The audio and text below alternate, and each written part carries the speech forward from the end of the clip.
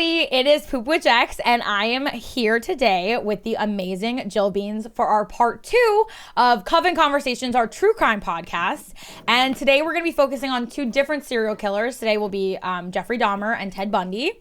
And I want to give a trigger warning to everybody who is listening to this podcast. There is going to be words that could be triggering, stories, references that could be triggering. So please be warned now. This is about serial killers, and we are going to be talking about the details of these heinous crimes. I feel very Law and Ordery right now, the nature of these heinous crimes. But seriously though, trigger warnings up the butt. Please just be warned. And also, Jill, before we start, we're starting a new tradition, and I want to make sure I don't forget. What are your pronouns? Oh, she, her. Thank you. Okay. So, Jill, first of all, thank you so much for doing part 2 with me. I'm so excited. We have been long awaiting this part 2. And we chose Dahmer and Bundy. We talked about it, and we were going to talk about what they did and also more of like the psychological aspects of what they did. So do you want to start? Okay, so this is what I was thinking today. Do we start with Dahmer and just get it started? Like go off with a bang, or do we save it for last? Ooh. Right? Decisions I don't like to make. I know. I was having trouble. I was thinking about this on the car ride home today. I'm like, do we start with Dahmer and make everyone upset? Or do we, they're both very upsetting, to be fair. But I did a study on Dahmer in college, and I lost sleep. So what made us choose a specific 2? That's a good question. Jill threw out a bunch of different ones, and we sort of settled on these 2. I don't even know. You threw out? Was there a reason why you chose these 2, Jill? Not really. It's just there's so many different people we can talk about, but these 2 are definitely ones that have been. You see lots of movies done by them, about their story and things like that. Which we definitely need to talk about. Yeah. Because that is its own thing that I, especially with these 2. And I think that there's, many reasons why I'll focus on these 2. But why don't we just go big? Let's start us off, Jill, with some Dahmer. We're just going to go for it. Again, right. Trigger warning, guys, okay? Okay. Let me make sure I have that. I always become prepared with my notes. Yes, okay? I know. And you have all the dates and all the notes, and I'm going to just ooh and ah and gag probably. I'm not going to lie to you. My notes are a mess, so I will try to be as organized as I can be with all the information that I wrote down.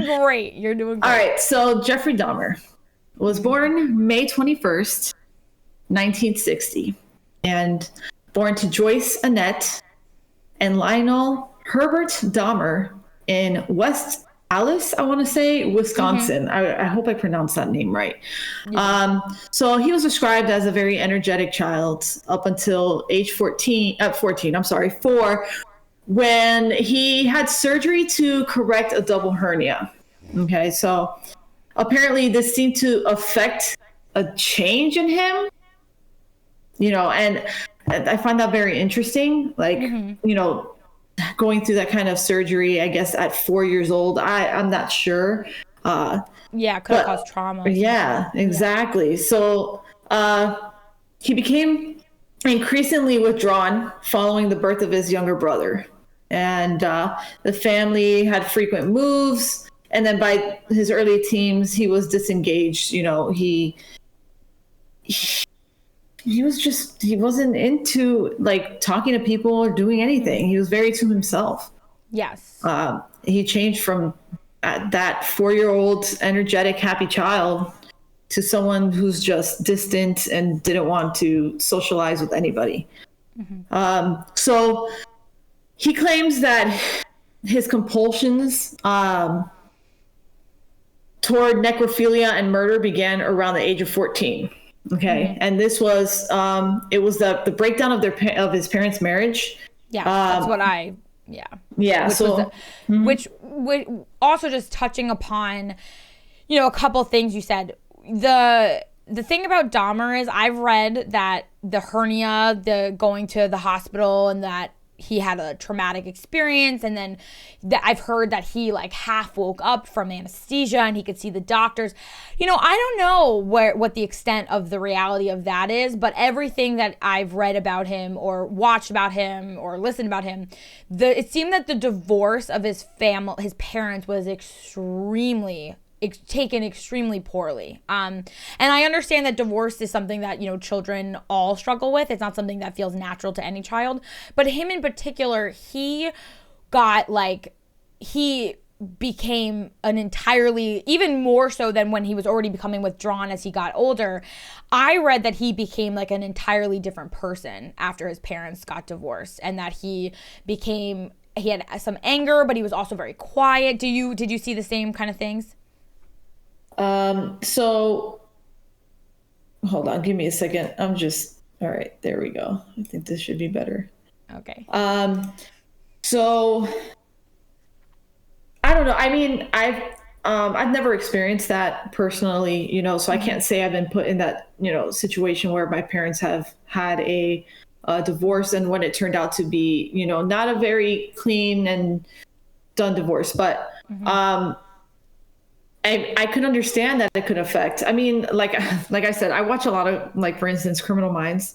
And, you know, when you see a lot of the stories about certain serial killers and things like that during the show, there's always seems to be something in their childhood that drives them to, you know, a certain attitude towards people. And I guess, you know, that's something that affected him in that kind of way. So, and that's also like the nature versus nurture kind of thing, because, you know, when I had to do my case study for Jeffery Dahmer, I combined the first and last name for Jeffrey Dahmer in college. I had to argue that it was nature. So I studied more of like his instances that seemed to predate any known trauma of his childhood. So I think honestly, you know, it still sort of has, I guess, made me, for Dahmer in particular, more of a nature kind of perspective, because I genuinely, okay,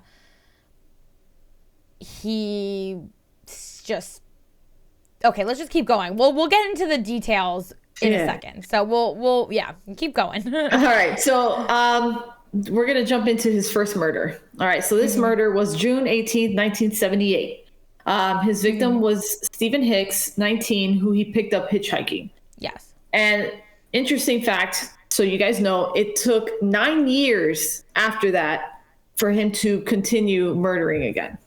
Yes, and and for a first-time killer, it's a very long hiatus. Usually, they get the literally the taste of blood, and they do it almost as like very consistently. But yeah, he took a very long break, and during that break, he really tried to repent. Didn't he go to like some kind of ministry, like a Catholic something? I read that he tried to go into religion and what's the word? Make amends for what he did? That I'm not really 100% sure. I know that in December 1978, after, you know, all of that, he joined the army.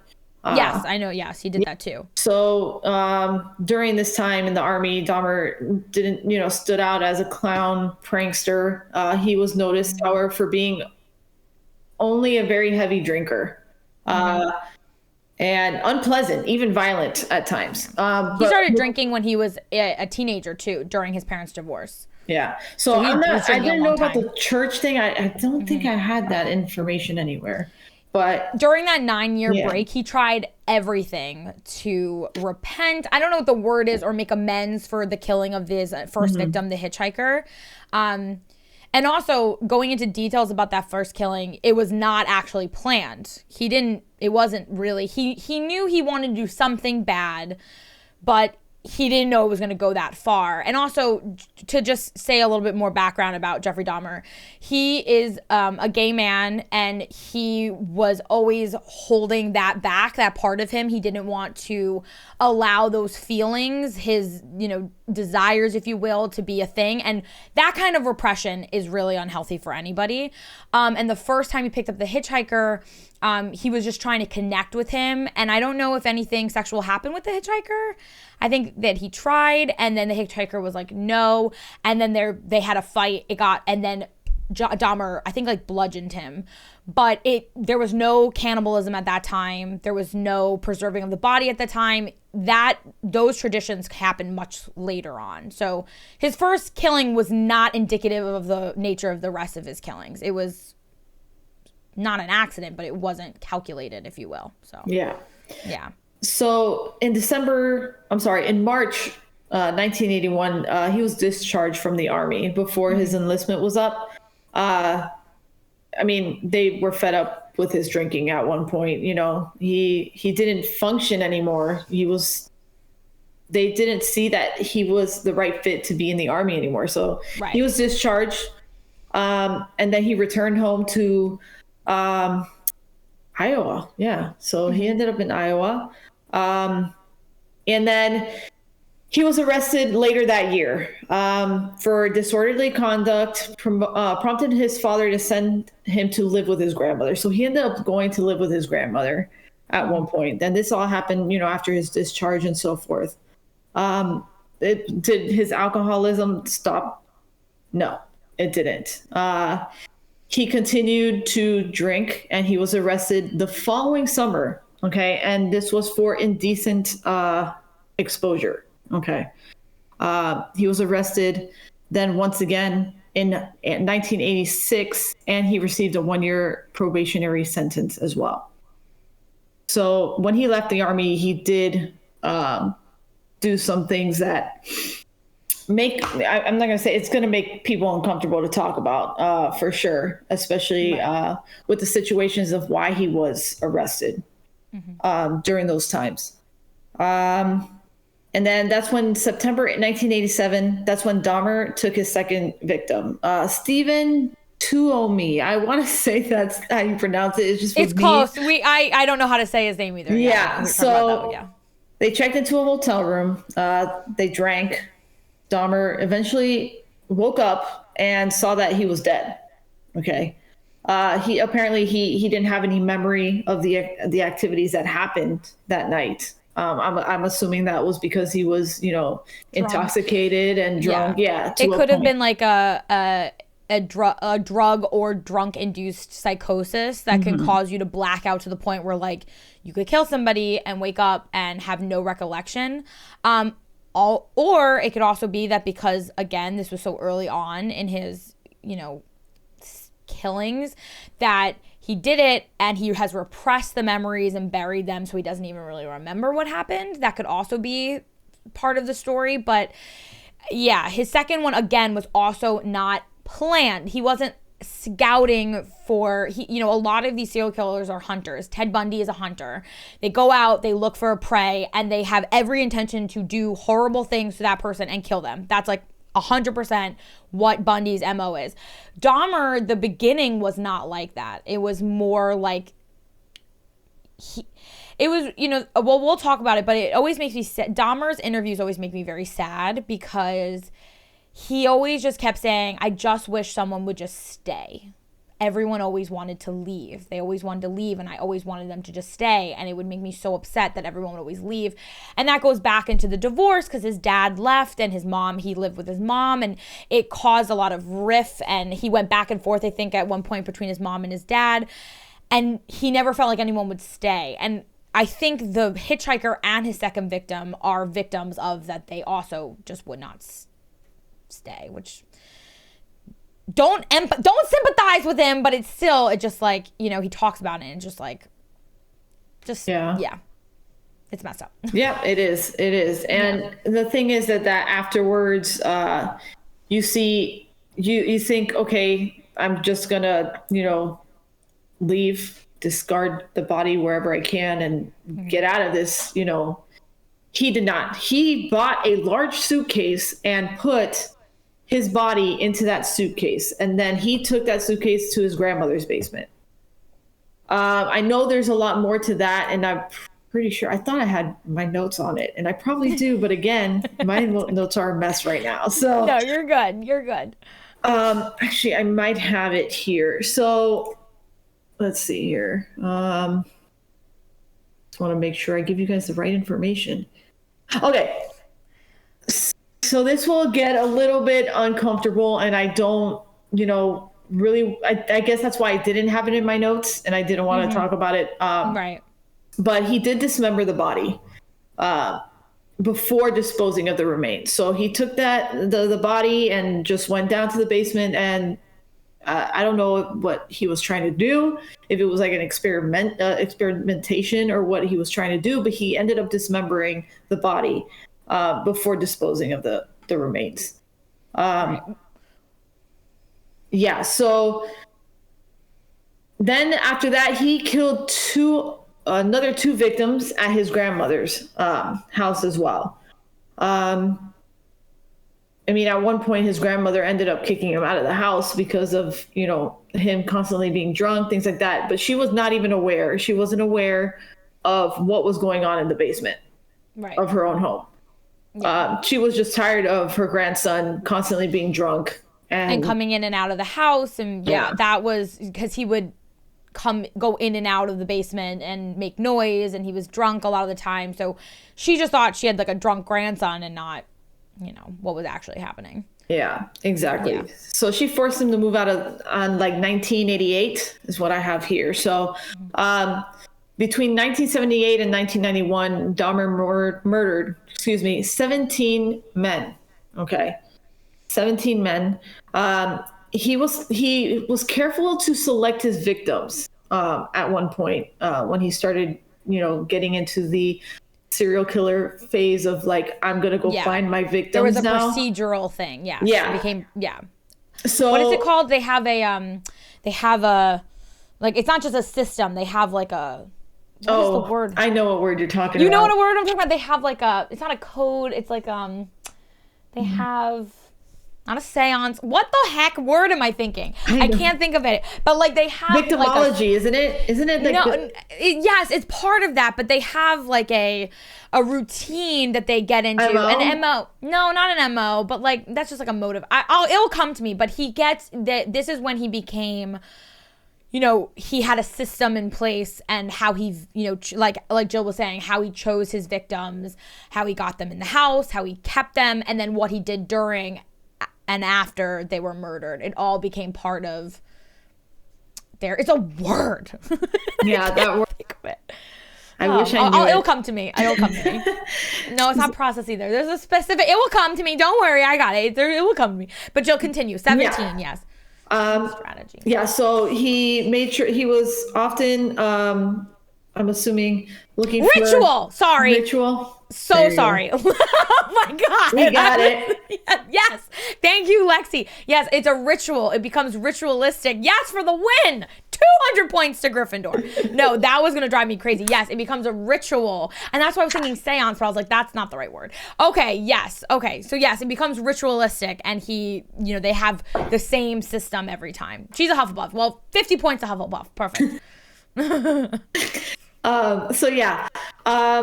So he would choose his victims of the fringes of society, who often, oh my gosh, why am I so, oh my gosh, I'm going to butcher this word. Oh my God, you know what? Borderline criminal. There you go. That's the word you're going to get from me. That's the word you're going to get from me. Forget the other word. I'm not bringing it up. We're having word issues, people. Okay, we're having some word Words are hard, okay? Words are so hard. Oh my God. You don't have to tell me twice. Oof. Okay. Oh my. Yes. So making their disappearances less noticeable. So that his capture was,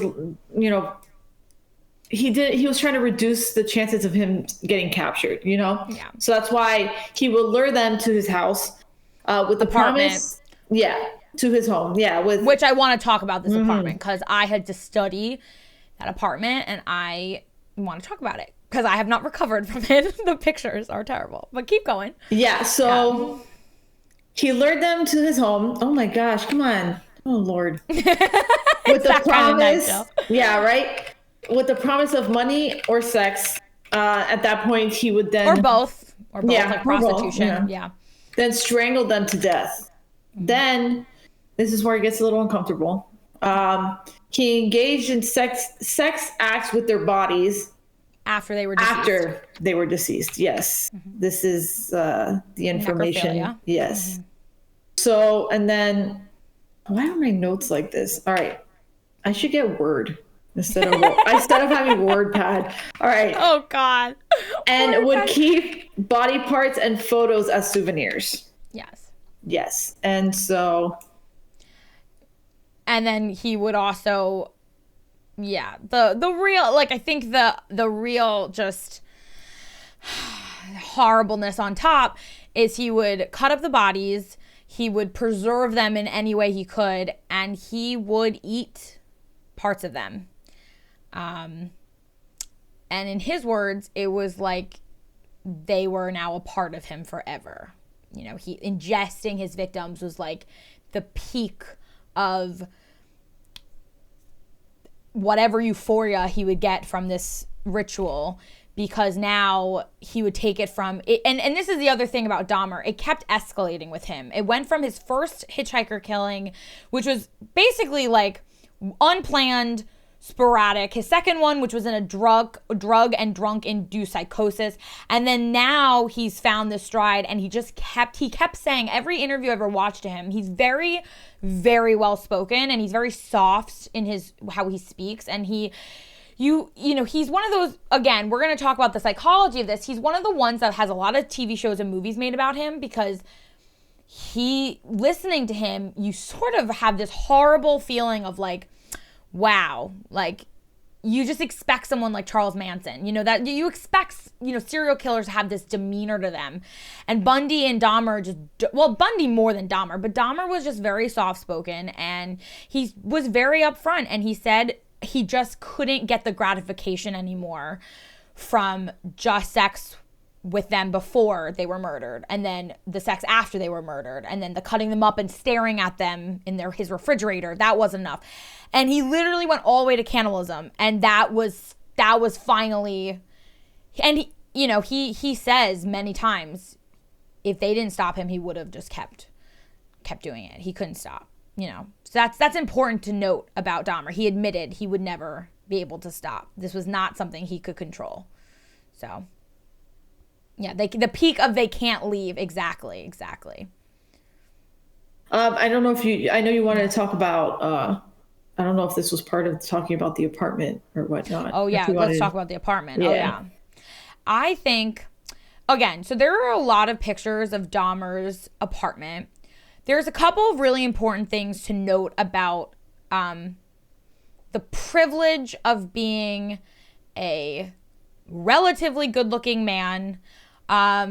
He is also white. We're going to call a fact a fact. And he was luring mostly black men and young black boys to his house. Dahmer had not one, but two of his victims actually escape his clutches. The first time, I think he actually got away. He was a 14-year-old boy. I do believe he actually got away, but they never convicted Dahmer. The second time, the boy actually found a police officer and said, like, please help me. This man is trying to kill me. He's hurting me. But Dahmer would often slip his victims drugs to calm them. And this victim, who I think was like 14 or something like that.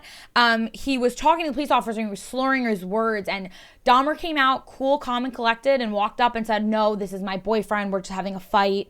He's drunk. Just don't listen to him. And the cop escorted Dahmer and this young boy back to Dahmer's house, where Dahmer then did what the ritual he does.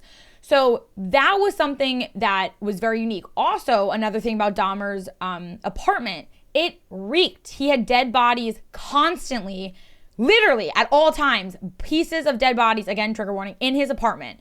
And the building manager, the tenants, complained incessantly. The building manager repeatedly told Dahmer, you have to do something about the smell. Like, what is going on? Dahmer would make excuses. Oh, he's doing experiments. He's trying different foods, whatever.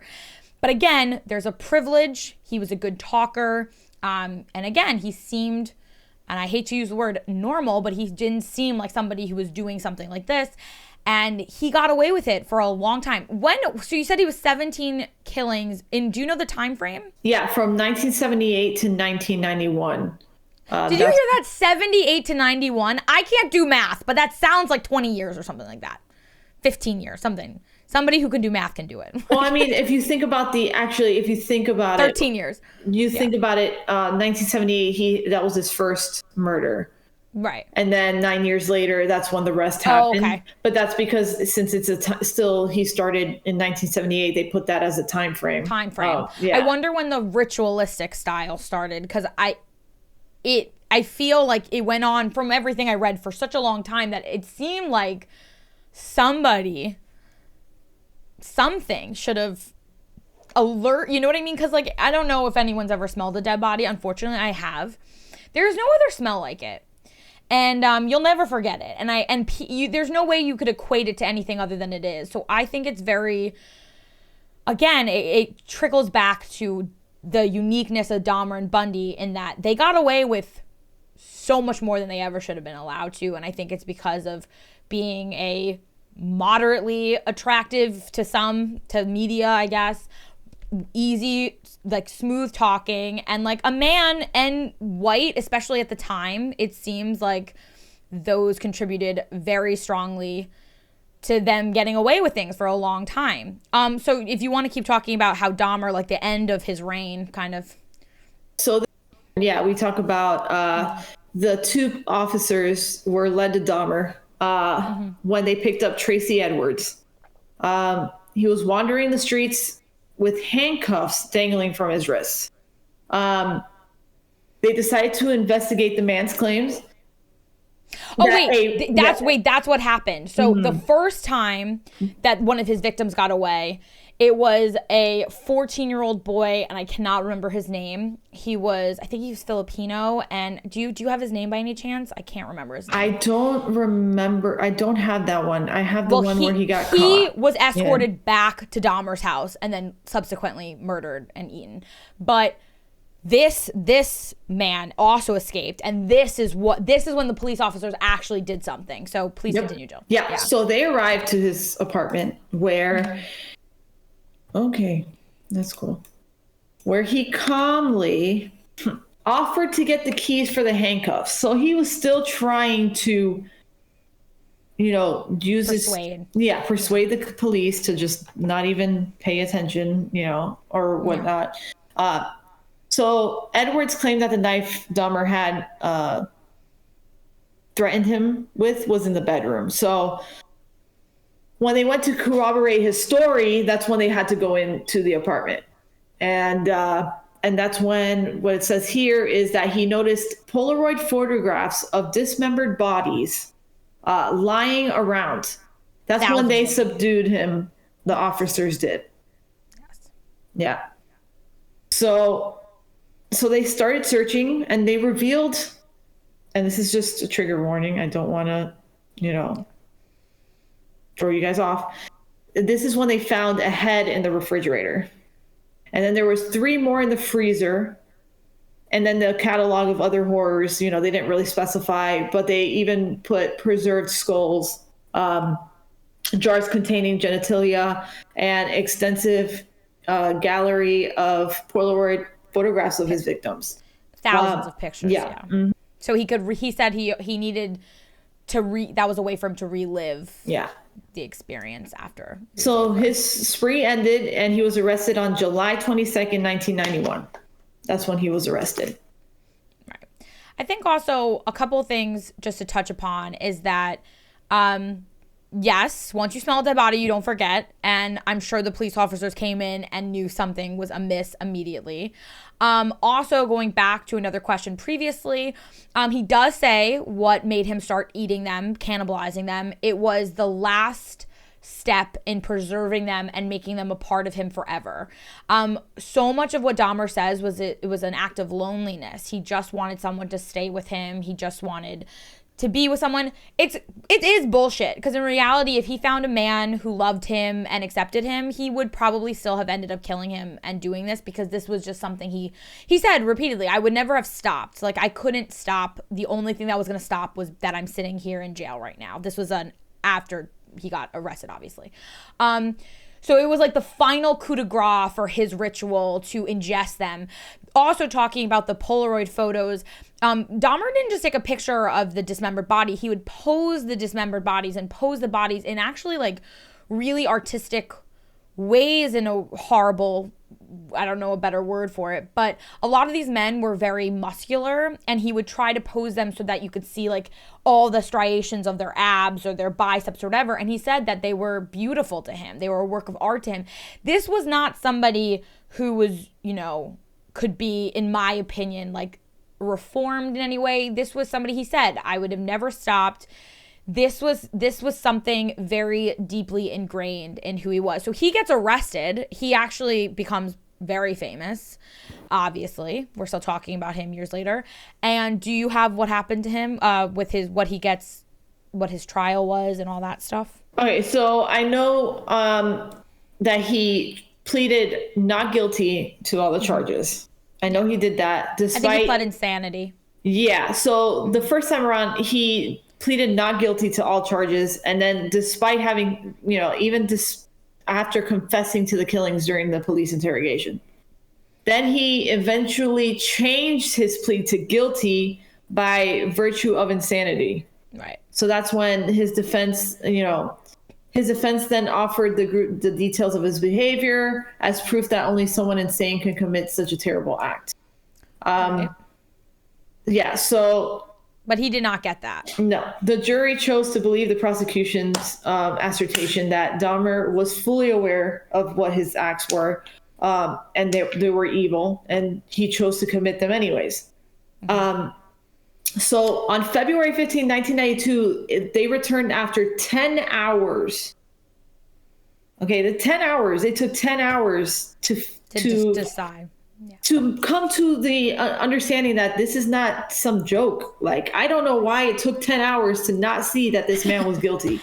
I think that they were probably deciding if they were going to give him the insanity plea, or if he was, because the charges, if you get insanity, are totally different than if you don't. So yeah. I think that's probably, I think everyone knew he was unequivocally guilty. I think it was more like, do we send him to a mental institution, like a high security mental institution for the rest of his life, or does he go and get the death penalty? I think that's what the deliberations probably were more about. Yeah. I would assume. Well, yeah, I figured that's what it was, but yeah, for me, it's like immediate. He literally admitted to what he did. Right. You know? He wasn't initially acting like, oh my God, I don't remember anything. Like, I didn't do for them to be like, okay, let's debate this, you know? Well, you know what's interesting about that? And this was part of my study is that nobody sane, and again, we use that word very loosely, but nobody sane would do the atrocities he did. Nobody sane would be a cannibal. Nobody sane would murder people, have sex with their dead bodies. Like, nobody sane would do that. However, right, his actions were of a sane mind, which is totally different than how we use the word like, oh, I feel insane right now, or that's not a sane thing, because he wasn't doing things because of any like hallucinations, or he wasn't doing any things in a psychosis. He wasn't having, things compelling him to do these things that we can argue he's insane. He chose these actions in a normal, again, I use that word loosely, state of mind. So that is how they have to decide. What was his frame of mind? Was he walking around as a hunter looking for prey, luring them back? Did he have a very, was he coherent? Was he able to, sweet talk police officers? Was he able to do, these things are of a sound mind. And that's what, but at the same time, you could argue, but nobody sane would do those atrocities, right? So that's the question. And that's why when murderers like him try to plead insanity, it's hard. It's a tenuous question. Is he insane? But he's really not acting as we call insane, which again is subjective in a lot of ways. You know what I mean? So yeah, exactly. So yeah. So after they returned to that, he was sentenced to 15 consecutive life terms in prison with, oh my gosh, my life. In prison with a 16th term of term tax. So they added on to it. Yeah, 16th term. Now, Dahmer was killed in prison. by an inmate named Christopher Scarver on November 28th, 1994. So he was murdered. There was a bludgeoned, right? Yeah. It didn't specify in my notes. They beat him to death with a in the exercise room with a 15-pound weight, I'm pretty sure. Yeah. So in 1996, after his death, a group of Milwaukee businessmen raised $400,000, okay, to purchase the items he used for his victims. What? I didn't know that. So it's not what you guys think it's for. They literally wanted it to destroy them. Oh. Okay. In an effort to distance the city from the horrors of Dahmer. So they wanted to get rid of everything that had to do with that, with him and all that. They didn't want it becoming something that glorifies him. People, have these very macabre, collections of things, and people would pay money to get his murder weapons, and then it further makes him infamous. So, okay. Did they get the things? Did they get the stuff? From what I had in my notes, it said they destroyed them. So yay. Okay, that's great. Okay, that's great. And they also burned down, I'm pretty sure they destroyed his apartment building. It's like a vacant lot now, and they've never built anything in its place because who in the poopin' life would want to live No, thank you. No, thank you. No, thank you. But I think, a couple things. Dahmer, again, if you do watch interviews of him, he, talks very calmly, controlled. I think that his tendencies, and I do believe that Dahmer is really more of a case of nature more than nurture because, parents get divorced. I'm pretty sure like 50% of marriages end in divorce. Parents get divorced, and I'm not saying like that's not can be trauma inducing, but he was having, these sort of like his parents were saying he was ostracized a lot because he was gay, and at the time that was very, not tolerated. His dad did not really tolerate it, but his parents did genuinely seem to love him. And honestly, his dad's interview, heartbreaking interview, later on with a letter that he wrote, pleading the judge to please, I know my son is guilty, but please just put him where he belongs, which is he is insane. No sane person would do these acts. Please don't put him in prison. He'll die there. Please put him in an institution. Obviously did not come to pass. And the dad, his father, reading this letter, it's like heartbreaking because he actually says, I cannot believe that my child did these things. So, but Dahmer, he has so much societal things, movies, TV shows. What do you think the implications of like that is? That because again, Bundy is the same way. Mm-hmm. Why do you think that these two serial killers have so much like things created about them, like so many years later? That's a very good question. Because for me, I'm not sure if it's. Honestly, I have no words to understand why they chose to talk about these stories so much in actual movies. So not even like a documentary where you do like interviews and things like that. Right. You literally had two Disney stars play these two characters. I know. That's another thing I want to talk about. Like, when is, these serial killers being glorified? When does it become too far? I will not watch the Zac Efron movie, whatever it's called, of Ted Bundy. I will not watch it. I refuse to watch it. Casting a beautifully handsome, as you said, Disney star. He was a Disney star as a serial killer of such a heinous, all serial killers are bad, but further glorifying Ted Bundy. I just was like, no, I agree with you, Jill. Watching documentaries and watching the psychology of them, listening to interviews of them feels completely of a different nature than Hollywood glamorizing it and making this like beautiful thing like they did with Charles Manson too, the Quentin Tarantino movie that came out. I won't watch those. I don't think that we should give them the notoriety just because you know, Hollywood needs to recycle things. Like, I don't like that. And it makes me feel like you're going to create this. Yeah. I want to be famous. I want to copy that. And like, this is a thing I could do. You know what I mean? And it's funny because I think Dahmer and Bundy, more than anybody else, have had more stuff. So now this words are hard. This segues us perfectly into Ted Bundy now.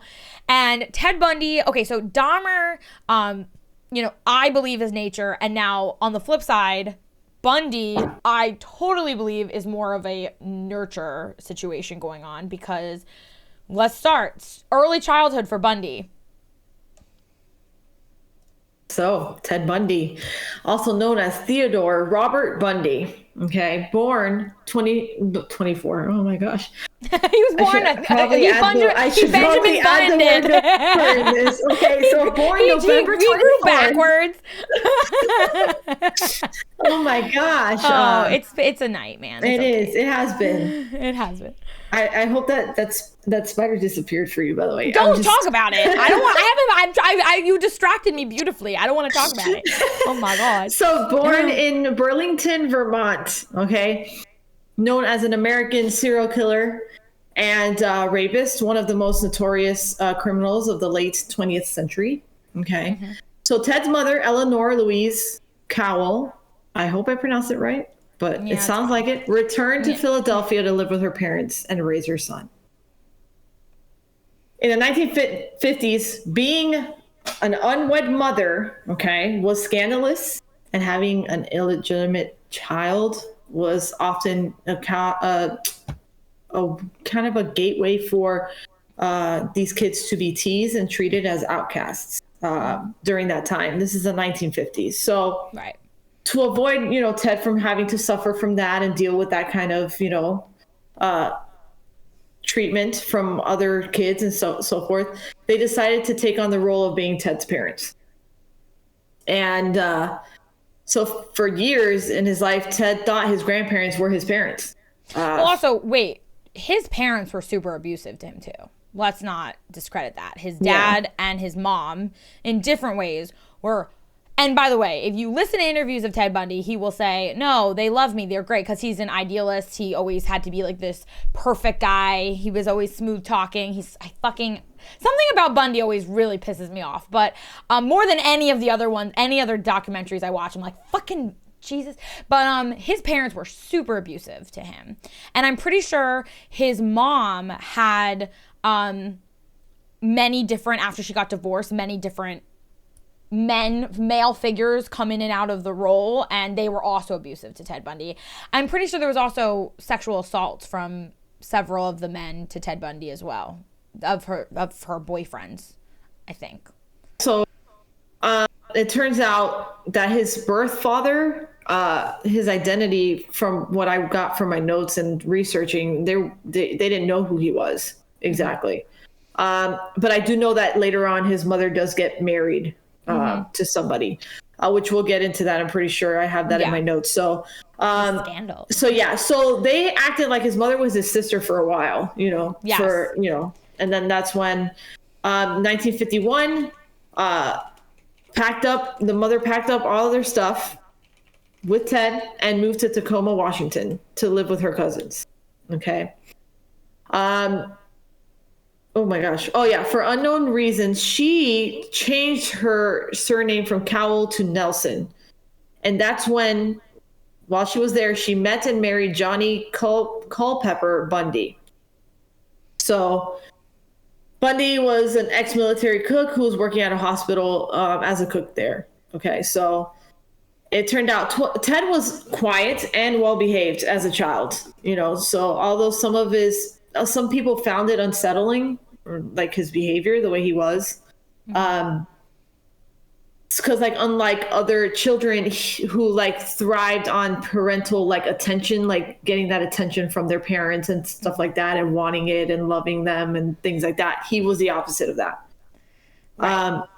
So let's see. So he preferred isolation and disconnection from family and friends. which I think is also just attributed to like his mom being raised as his sister, having no real father figure, growing up with elderly grandparents, all that sort of disconnect definitely contributed for sure to that. Yeah. So removal. Around the age of 3, Bundy became fascinated by knives. And so I took a pause there. 3 years old, fascinated by 3 knives. years old. Should not have any access to knivery. Yeah. But yeah. So he continued to grow a darker side of his character, then started to emerge. Okay. So as a teenager, Bundy liked to peer into other people's windows and thought nothing of stealing things. Thought nothing of stealing things he wanted from other people. So despite the circumstances at home, Bundy grew up into a very attractive teenager. Let's not hype him up, okay? He was like mildly attractive, okay? I get so mad because it's like, if he was just not Ted Bundy and he was just like a regular guy, no one would think he's that attractive. It's just because he doesn't fit into the archetype of a normal serial killer. That is my 2 cents. And honestly, Dahmer was more attractive than Bundy. And I don't care what anyone says. And I'm tired of this lie and fallacies. Sorry. I get mad about it. Bundy makes me mad because it's just the way that TV shows portray him. I'm like, you cast Zac Efron? Like, what the hell? Oh my God. Yes. Oh my gosh. Yes. Pogo the Clown was the sexiest. We actually did Pogo. We did John Wayne Gacy last episode. We did. Yes, we did. We already covered John Wayne Gacy. We already did it. Yeah. Yes, Spooky T. Agreed. Okay, continue. Sorry, Jill. No, my little rant. I'm gonna have little rants about Bundy. Don't get me started. Yeah, no, because eventually, in what I saw in the documentaries, and I'm not gonna lie, I did watch the Ted Bundy movie with Zac Efron because I wanted to see it. I'm glad you did because I'll ask you questions about it. Whoa. I watched that a long time ago. Well, no, what did you think about it? Things from back then, okay? Well, like, what did you think? Did you think it portrayed it in a good way? Did you think it romanticized him? Like, generally? They definitely romanticized him 100%. Okay. But I also think they used a lot of the fact that even in the documentaries, he was loved by women. I know. And I get it. 60s attractive may not be attractive now. I get it. But women were like, I think it was just, okay, please continue, because we've just scratched the surface of this asshole. And I'm going to be listen, I should be equally mean to Dahmer. They're all horrible, horrific men, but Bundy pisses me off big time. Yeah, so, Bundy does, yeah. I'm going to throw so much shade at him. Okay, keep going. Yeah. So where was I here? Yeah, so he got along with his peers and performed well in school eventually. This was during his teenage years of him being attractive. Thank you. You're the one that write these things, okay? I just get my notes, okay? We didn't scratch the surface of this asshole. Oh my God. Okay, so here we go. We're going to talk about University of Washington. So this is when Bundy fell in love for the first time, okay? And he fell in love with a wealthy, pretty young woman from California. So pretty much what they wrote was that she had everything he wanted: money, class, and influence, because I feel like that's what he was trying to get to. Yes, because he's a narcissist and he thought he deserved to have those things. And also, side note, Bundy had a very, very, very, very powerful pornography addiction from when he was very young. He said it was compulsive. Like, back then there was magazines. There wasn't really like internet, obviously. So he said, or he would sneak, as Jill said, he would peep in people's windows and take pictures of people without knowing. And this started when he was very young. Like, I think like you said 13 or 14, which is young to... Okay, continue. I mean, you want to keep talking about it. I mean... Oh, no, I don't want to talk about it. But also, that's another great question. Was he truly capable of loving someone? We will save that one. We'll save that one. All right. Yes. So he was apparently super devastated after their breakup. Peeping Ted is so clever. Instead of peeping Tom, peeping Ted. Peeping Ted. Okay. Keep going, sorry. So later on, even during that time, he was accepted into law school in Utah. Mm-hmm. And I wrote... I'm such a dumbass. I literally wrote, and we'll get into that later. We'll get into that later. I love that. That is amazing. We'll get to that later. Oh my God. I would put that in my notes and like I parentheses. love that though. You're like remind yourself and also me. And we will talk about that later. Yes. Yeah. Law school. We will talk about that later. So it turns out many of Bundy's later victims resembled his college girlfriend. Yes. Attractive students with long black hair. Well, dark hair. Not dark black hair, brown. Yeah, brown, black, whatever. Something not blue. No. Not blue. Not blonde. not blonde. Redhead. Really. All right. No. Dark hair. Mm-hmm. Okay. He preyed on women near his home in Washington. And that's when he went to move east. I'm not pointing in east because I don't know my directions, okay? Leave me alone. I'm just pointing. I just wanted to point in a direction. I'm like, this way or this way? And they're like, it doesn't matter. We don't even know where you are right now. I don't know where I'm at. He moved the other direction. He moved from the West Coast to the East Coast. For a period of time. And then, so this, when he started preying on the women near his home in Washington, he ended up doing in Utah, Colorado, and finally in Florida. And then we'll get to that later as well. So here we are. So how did he get these women to come with him? Okay, here we go.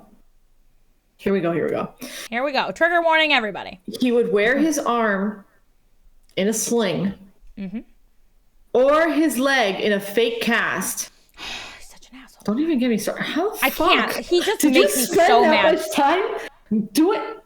I don't want to get into it. I can't. I get so mad. Like, that is so annoying. He's preying because here's the thing. Like, he's preying on people's kindness to help him.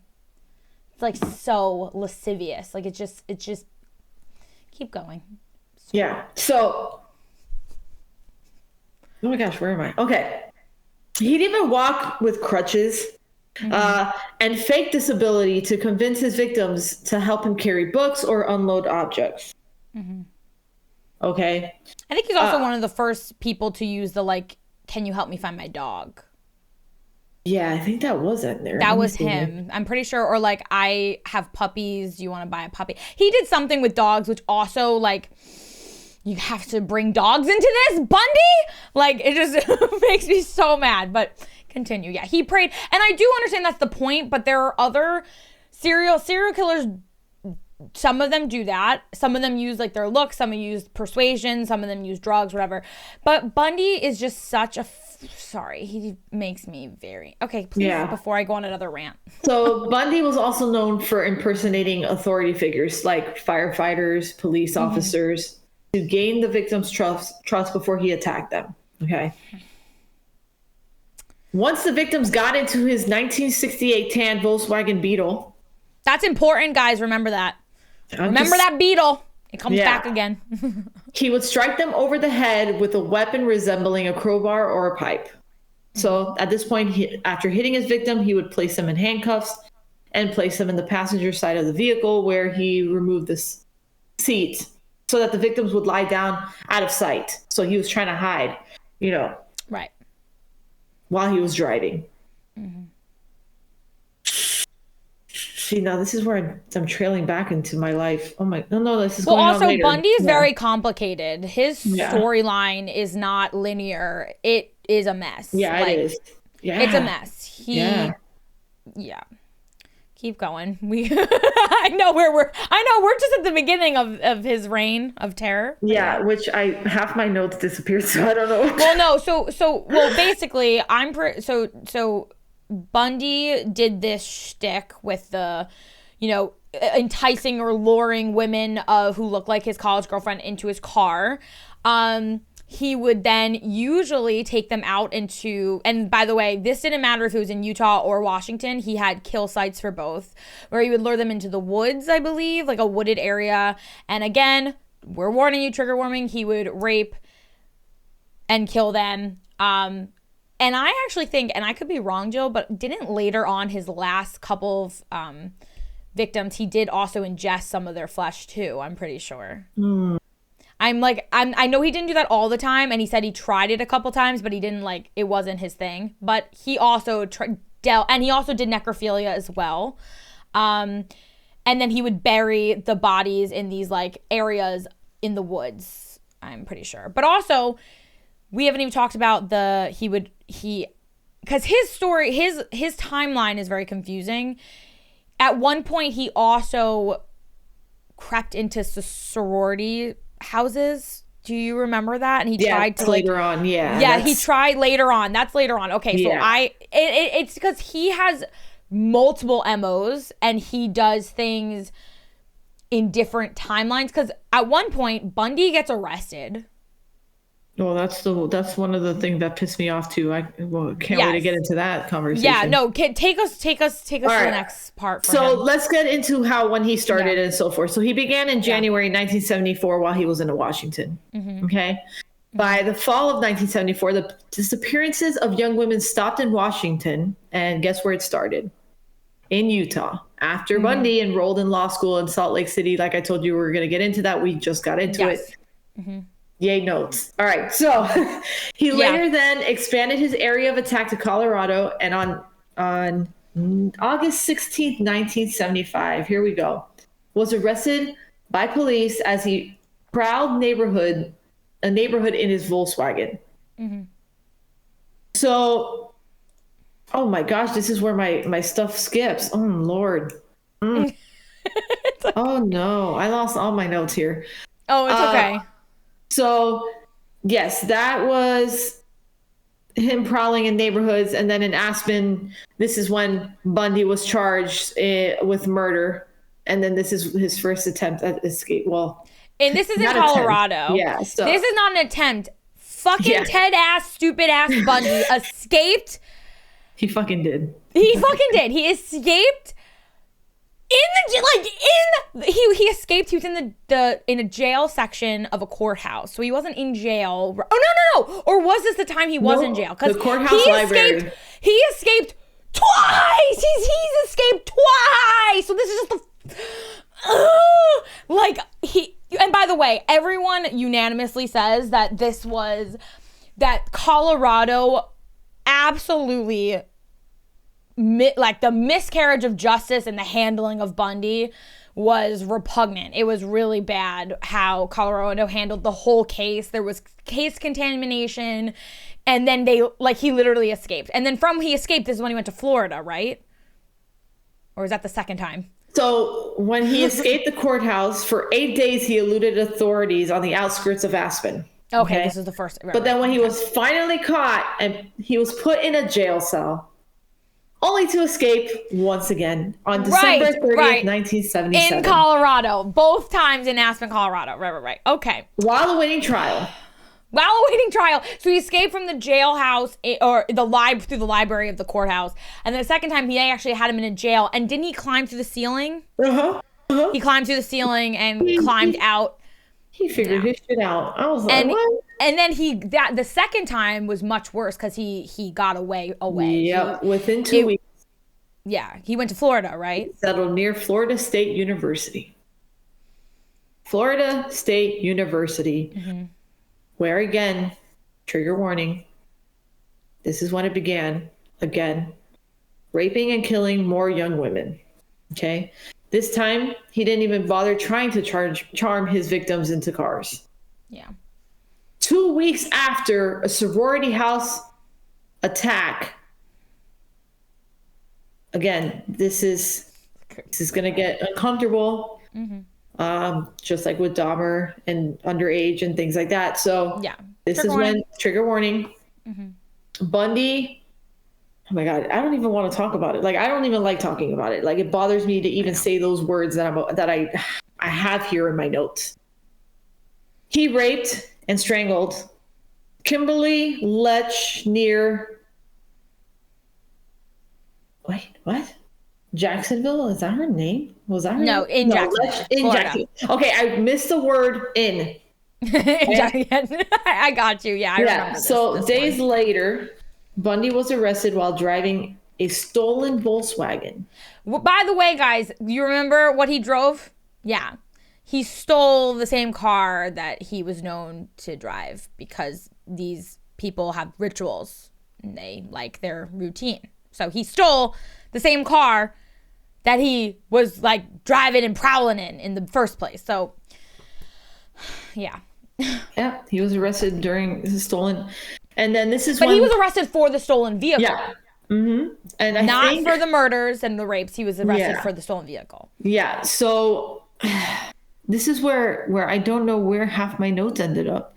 This is why it goes into the trial and him defending himself. So if you have more information. Yes. So basically what happened is now it became an issue of, they started, first of all, back then, they didn't have the system in place about how to connect murders. They didn't have a database in place like they do now with like everyone's fingerprints in the same place. But from my memory about when I was reading about Bundy, basically what ended up happening is the Florida Police Department, Colorado Police Department, and the Utah Police Department all of a sudden started to connect the dots between all of the consistency in the way that all of these women were murdered, how they were raped, how they were discarded, and that was a linking thing. So now it became who has jurisdiction over him. Is it Florida? Is it Colorado? Is it Utah? Who gets Bundy? And I don't remember which state ended up getting him. I feel like it was actually Washington State where it all started and where the most amount of murders took place, but I could be wrong. So then he goes to trial, and now we're going to take it back to how you remember how he went to law school. By the way, he didn't graduate law school. He never graduated. He never became an actual lawyer. He never took the bar test. I think he did like 2 years of law school. So Bundy, being a narcissist and loving the infamy and attention he was getting, especially from women, which is a whole other fucking thing, he goes on to waive the right to a lawyer, and he defends himself.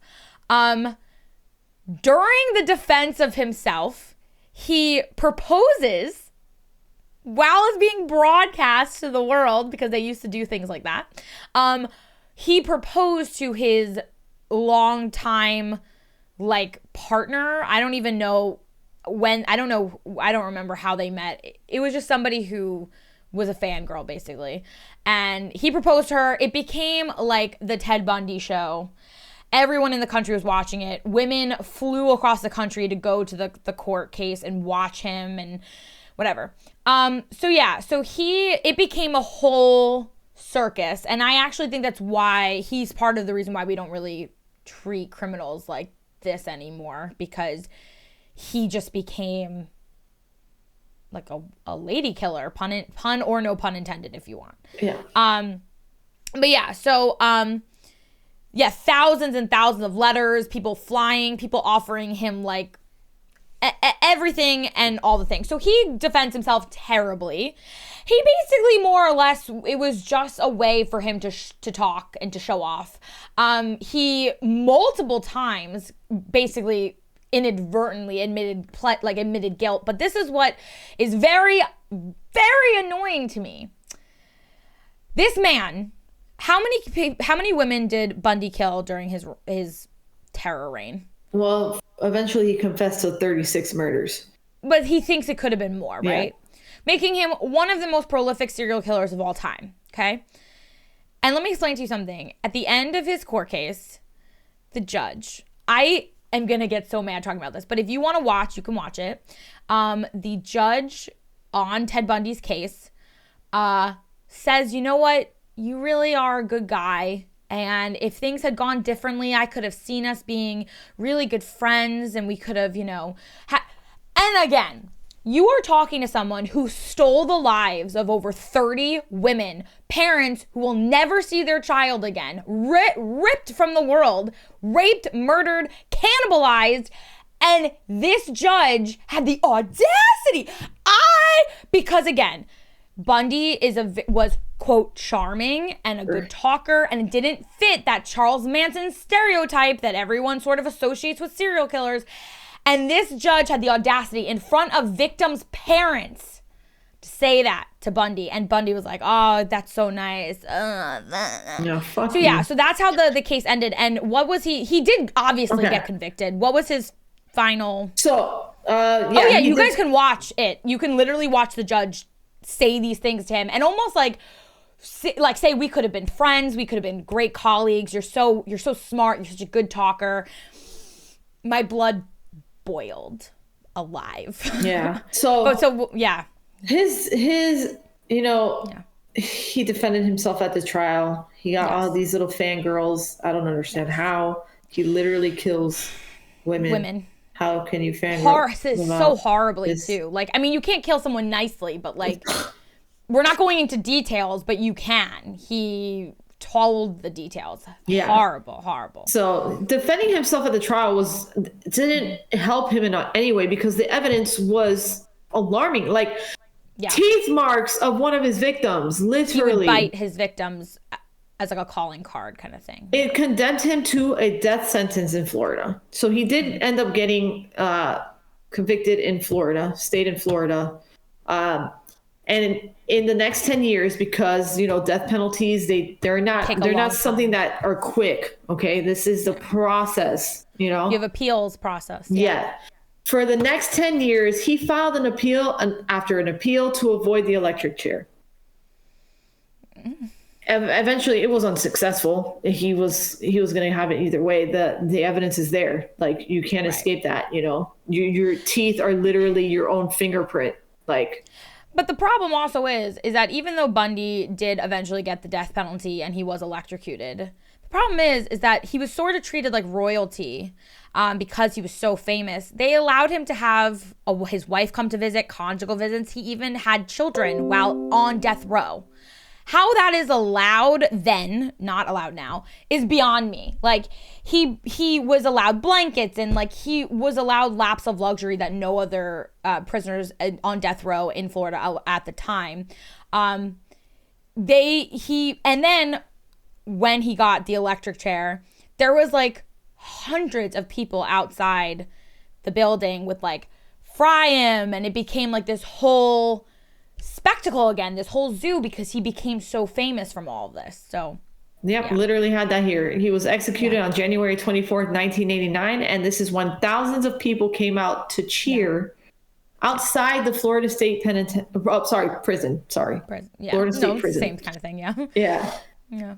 So it's just, and horrible. I don't know if this is exactly why I don't understand why there was movies done.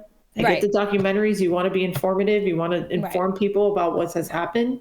Right. You know, but there goes you making a movie, choosing and romanticizing it in a way. That's the thing about Bundy that makes me like irrationally mad is he above Dahmer, above John Wayne Gacy, above Richard Ramirez, it doesn't matter. Above every other male serial killer, Ted Bundy makes me the angriest because so much of the media during that time and even now, 20 years later, he is genuinely constantly portrayed as this attractive, well-spoken, endearing man. And that's the first thing you hear about him, that he's attractive, he's well-spoken, he's educated.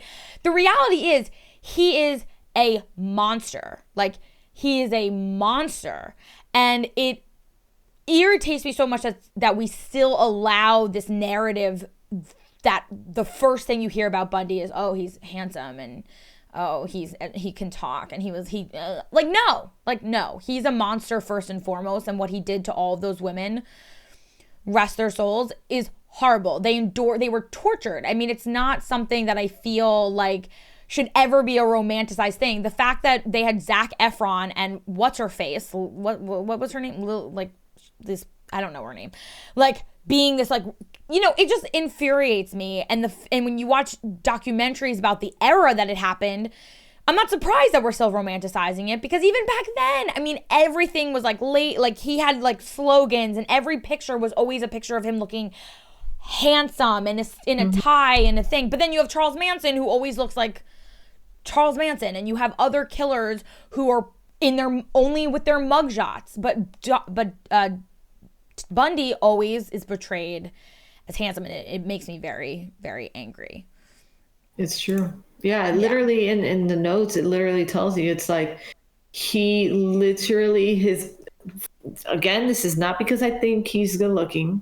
Okay, we're air quoting. Yes. Yeah. So first off, okay, not my type. Anyways, second, Yeah. They wrote, these are things that they were writing about it because that's how they portrayed him. So back then, So with his good looks, charms, and intelligence, this is why he became a celebrity during his trial. Yeah. And it's just so frustrating to know that. Like, Right. why? Right. Well, that's why I think we don't handle, listen, we don't have, there was a run for many years in like I feel like the 50s, 60s, 70s, maybe 80s, maybe early 90s of these sort of predominantly male, other than I think like Eileen Warren, honestly, is that her name? I think I said that right. Mostly male, like 99 out of 100 are male serial killers who all had like a shtick. They all had this, and it was easier to evade the police back then. I mean, Bundy escaped twice. Like, it was easier to, evade. We didn't have the databases, the resources, the connections now. I'm not saying that there aren't serial killers now. Of course there are, but the strategies about how you have to handle things are different than back then, where it felt like, and I was talking to my mom about this recently because my mom grew up, like she was born in 54 or 55, and she was brown brunette at the right time of Bundy, at the right age of Bundy. And she said every woman was terrified. Like first of all, every woman who wasn't like romanticizing him and wanting to have sex with him was terrified of him. And when he came to the East Coast, at one point he did come to New York. And my mom said like she literally would not go out at night. He was scary and everyone knew about him and he was infamous from in everywhere in the world. I don't think we really handle things like that anymore to that extent where it becomes like, like what's the word? Like commercialized? Like, I don't know. I don't know what the word, but it's interesting that you'll always remember Bundy and Dahmer and all these names, but it's hard to remember all of the victims' names. And I think we're working as a society to change that, to make it so that we don't remember all of the killers' names. And now we focus on the victims because they're the ones who really deserve to be remembered, not the serial killers. But Bundy makes me mad. Yeah. And then you see his actual pictures and you're like, what? Yeah. But that was the thing. And I think, the psychology, again, you can kind of put these two men in their own bracket because they were treated very differently for different reasons. Jeffrey Dahmer was sort of on the outskirts at the time because he was, he was gay and he was only killing men and he was mostly killing, men of color.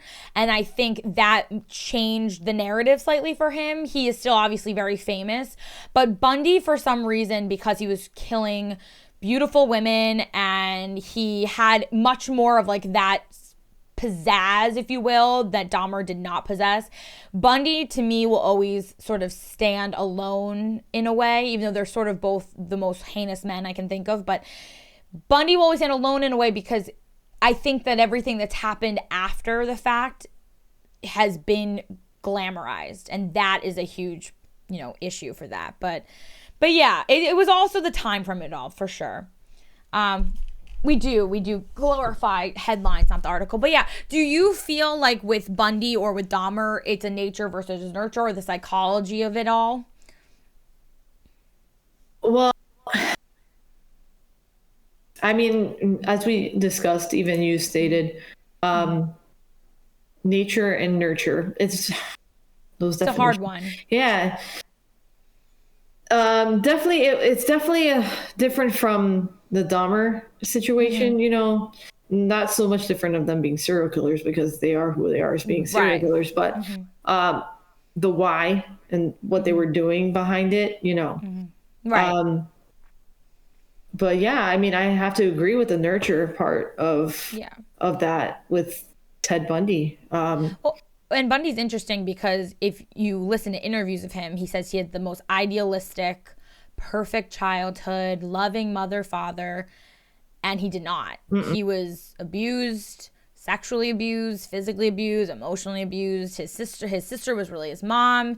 His grandparents were not loving at all. He had multiple men in his life come in and out of his life. He never really had a real father figure. But he is a narcissist. So he cannot admit like that he's not perfect and that it's not what, you know, if you asked Ted Bundy, are you a lawyer? He'd say yes, even though he's not.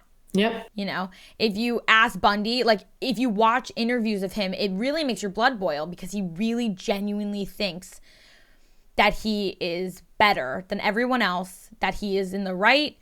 And then other people corroborating that, like that judge who sentenced him to death, but he did say, like, you know, you really could have been something and I could have seen us being great friends. I was like, are you kidding me? I was livid. But that is that narcissist sociopathic behavior. And honestly, in some ways, that judge is not wrong in terms of some sociopaths, many sociopaths actually, who don't have the murder tendency, if you will, become very, very, you know, prolific in life because they can detach themselves, not by choice, they just can, from the emotional aspect of that cutthroat lifestyle. And a lot of them become presidents, go into government, become famous, become celebrities. So many sociopaths are very high up in, you know, society because of that tendency. And in some ways, Bundy probably could have become a governor or something like that because he was going to go into law. He said he wanted to go into government. He could have if he didn't have this like proclivity to like, you know, fucking be a monster. So it is interesting. Yeah. Oh, yep. So did he lie on purpose because he's a narcissist, or was he blocking out the trauma? That's a good question. Maybe a little bit of both. But knowing that he is a narcissist first, because he would lie about everything just to make him seem more idealistic. Not just about trauma. He would lie about absolutely anything and everything to make sure that he always seemed privileged, handsome, smart, charismatic, the best of the best, the showman in the room. So I don't know, but maybe in terms of that specific section, he was maybe lying because he didn't want to deal with the trauma. But, you know, we don't really know. His interviews are different than Dahmer's because Dahmer was not a narcissist. Dahmer's interviews, if you watch him, he's remorseful to an extent, and I use that lightly because he also in the same breath says I would do it again. So you can't be that remorseful. Yeah. He would do it again. You know what I mean? But Dahmer said that he is remorseful and that he just loved them and he wanted to be close to them and why did people always leave? Whereas if you asked Bundy the same question, very different answer. It was all about he deserved these women. They were his to do what he wanted with. And it's just a different kind of sociopathy there. But yeah.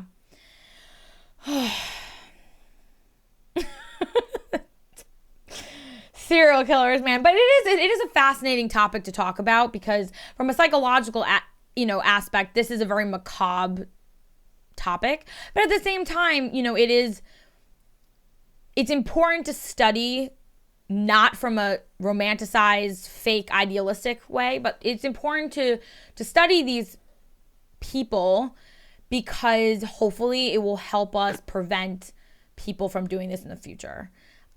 Knowing what signs to look for, knowing, oh, my child really should go to therapy. Seeing, you know, Dahmer, you know, cutting up a raccoon, or sorry, Brady, he did, cutting up, you know, animals when he was young. That's a very common young serial killer thing to do, is to dissect animals. Doing those sort of things. Bundy being abused and then having a really, really, really debilitating pornography collection at pornography addiction at like 12.